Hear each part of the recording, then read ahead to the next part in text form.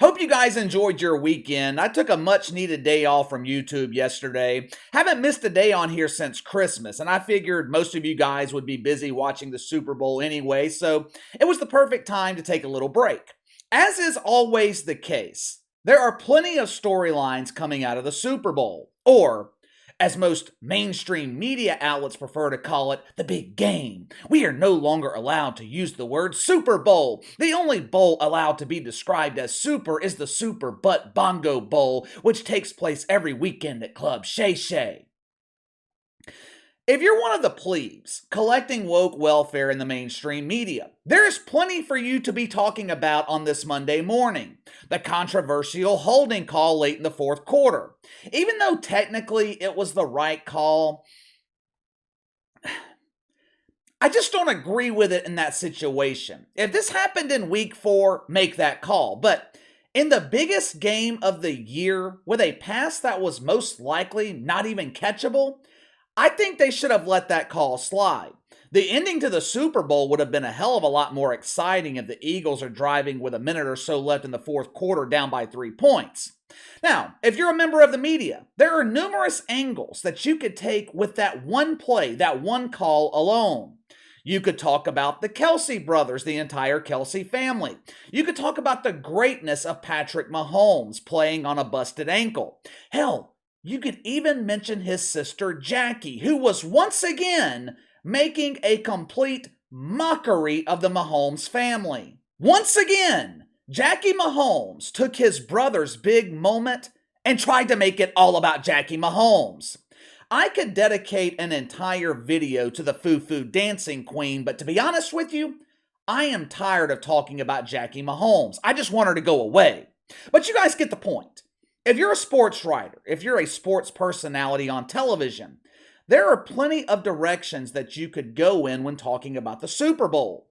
Which angle, which direction did ESPN and USA Today choose to take?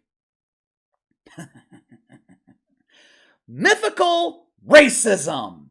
Let's start with the worldwide leader in woke. The post-game coverage last night on Fox, it was relatively short, so if you wanted in-depth coverage after the Super Bowl, you had to choose between NFL Network or ESPN.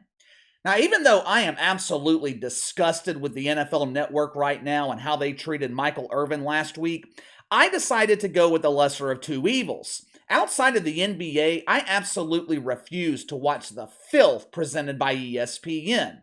However, one of my viewers, they chose ESPN last night, and they sent me this clip of their exciting coverage of the big game.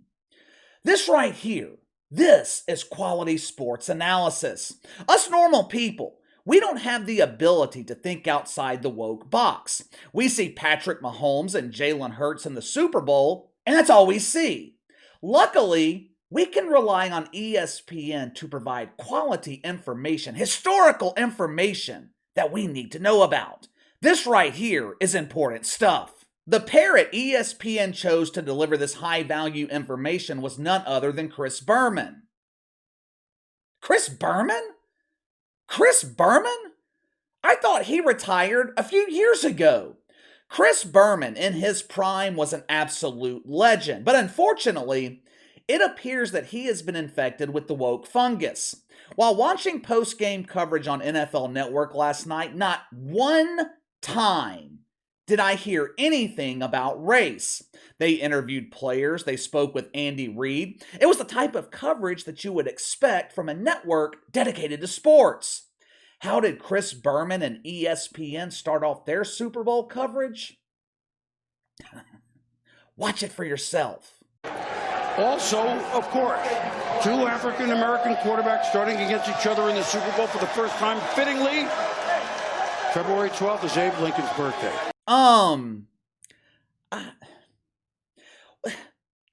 What kind of person is so fucking obsessed with race that they spent their time figuring out the first Super Bowl featuring two black quarterbacks was being played on Abraham Lincoln's birthday? Seriously, how many of you guys watching that game last night even knew it was Abraham Lincoln's birthday?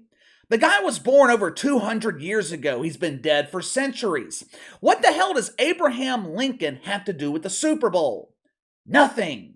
Now, of course, the insinuation here is Abraham Lincoln freed the slaves, which eventually led to the opportunity for two young black men to play in the Super Bowl. There's just one small problem with this insinuation. Patrick Mahomes is half white. Have you seen his mother? The only thing black about her is her nail polish. But the media, they can't point that out to you. No. Come on, guys. That doesn't fit the narrative.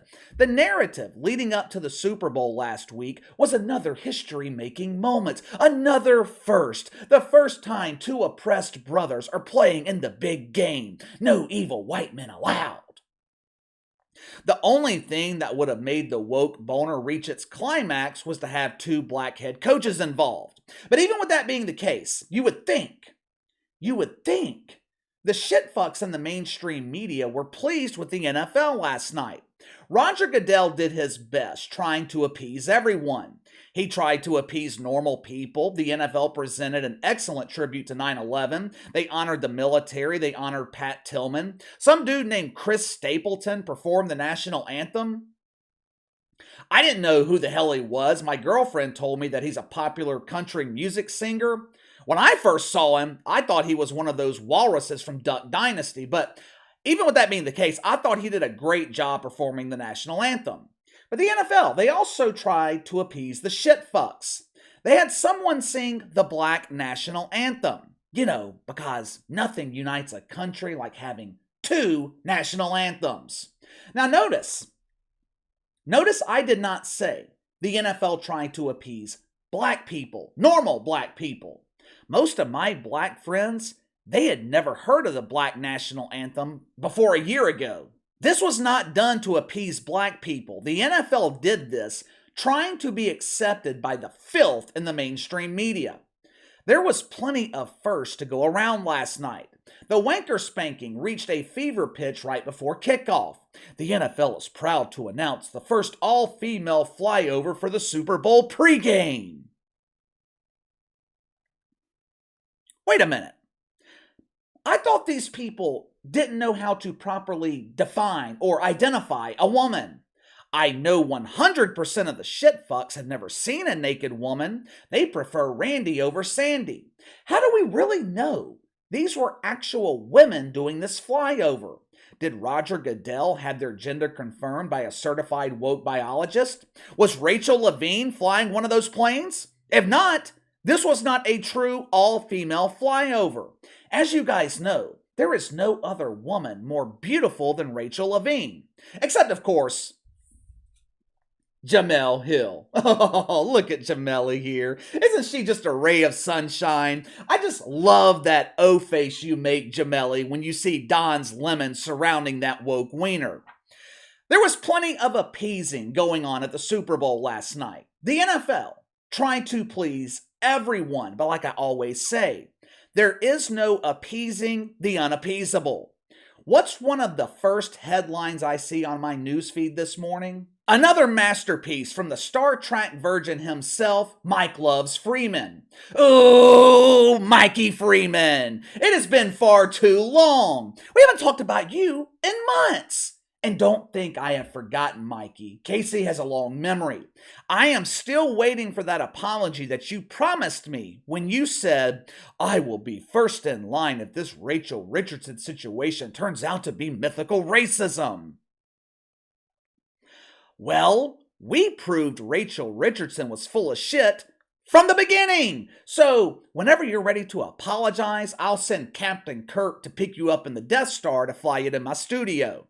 Headline from Mike Freeman at USA Today. Sorry, haters, Super Bowl 57 is the blackest, most woke Super Bowl ever. Pretty sure every Super Bowl is black since most NFL players are black. During the first half of this masterpiece, the Star Trek virgin gave his best attempt at woke humor. He was cracking legendary jokes. The flyover was performed by an all-female team. Wokety woke woke. Wokety woke. I would revoke Mike Freeman's man card, but I'm pretty sure it was revoked years ago when he gave the Star Trek sign of virginity. Mike Freeman spent this entire article explaining why the Super Bowl was for black people only and white people were upset about it. I'm white, Mikey. I wasn't upset about shit. He spent the second half of this article explaining why the NFL wasn't dedicated enough to being woke. For much of the league's existence, they have embraced segregation at the quarterback position and racism against black head coaches. Really? Are we going to do this again? Has the supply of mythical racism become so low that we are going back to the dead narrative that the NFL is biased against black quarterbacks? Mike Freeman and USA Today, they want you to believe, more specifically, they want black people to believe that white people are upset because the Super Bowl was supposedly mostly black. I don't speak for all white people, but I can assure you, most of us don't give a fuck. The same movement that is supposedly dedicated to unity is always trying to divide us through mythical racism. I didn't think the NFL went overboard with the woke bullshit last night, which is exactly why virgins like Mike Freeman are complaining about it. The NFL, they keep playing this game where they try to please everyone. Roger Goodell knows his league is supported and funded by normal people, but for some reason, he keeps trying to appease the media by lightly dipping his toes in the woke sea. It would not matter if he dove in head first. The media is never going to accept the NFL. Because anything universally loved by normal people will always be rejected by the shitfucks. In his article, Mike Freeman jokingly asked, "Does anyone have the address for the woke mob so I can go visit?" Like you didn't already know the address, Mikey. For starters, you can start next weekend at the NBA All-Star Game. There will be plenty of shitfuckery on display there. Make sure to bring plenty of Preparation H, though, to protect yourself from the hangover. But if you're not down with the Traveling Butt Bongo Festival, the Deacons do offer a permanent residence. It's located at 69 Cucumber Way, Shay GA, zip code UFUCK. But give me your thoughts. ESPN, USA Today do their best to turn the Super Bowl into an issue about race, proving once again how out of touch the mainstream media is with normal people. What did you guys think of the Super Bowl? Me personally, I didn't think it was overtly woke. I think the NFL tried to please everyone, but I didn't think they went too far overboard here. Maybe you guys saw something that I didn't see. Maybe I missed something. If so, let me know. Sound off in the comments below. Make sure to like and subscribe. Click the notification bell to receive all notifications from the channel. Best way to contact me is by email at btlkc84@gmail.com, KC_BTL84 on Twitter. I'll see you guys later.